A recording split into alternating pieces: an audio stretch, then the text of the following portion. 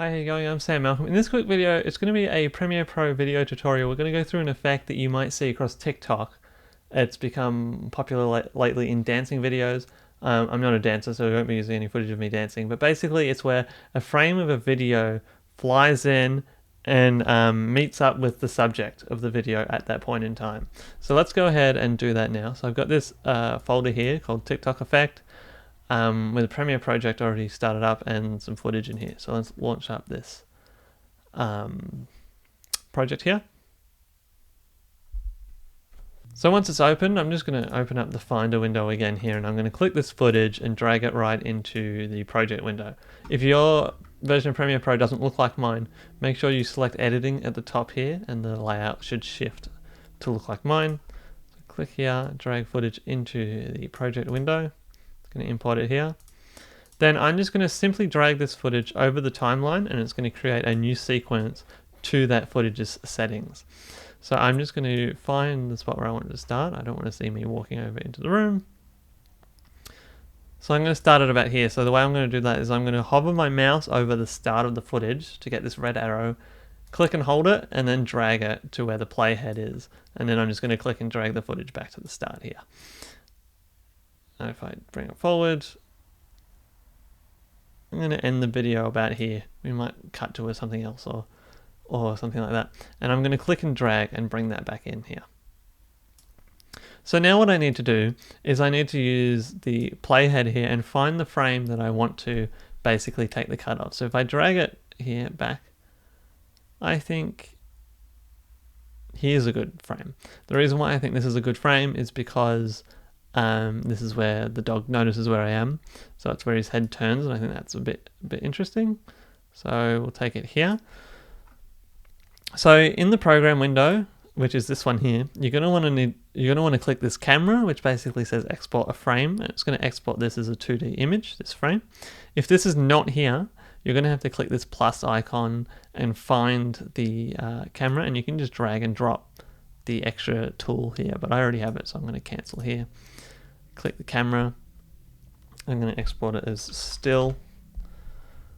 JPEG is fine. Make sure it's going to the path of the same folder, and make sure import into project is ticked. It's just going to save us a step. It's going to automatically import the frame into the project. So what I want to do, this is the still here, is I want to click it and drag it onto the layer above, and I can just plop it anywhere.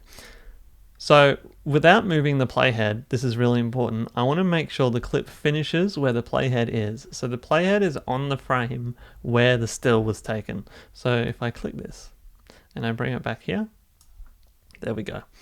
So as you can see, we've got this image, and then the video shows underneath when the image is over. So the image is on for a couple of seconds. That's probably okay. You only need it to be on for the amount of time that we're animating it. So to animate it, I'm just going to turn the visibility off the video by clicking this eyeball here. So I've selected this. So with this video here, you can see it in the program window. I'm going to click this eye here, and it's going to make it visible, so it's black here. So we only see the photo, the still frame.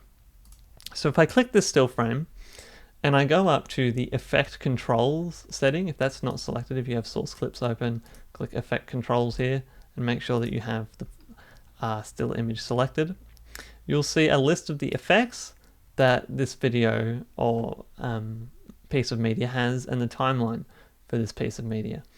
So what we want to do is we want to go under the opacity effect that's on here, and we want to select freeform Bezier, and we want to simply draw around the part that we want to fly in. So to make this simpler, I'm going to change this viewport from fit to be about 200%. It's going to allow us to zoom in. We can scroll to the part where we want.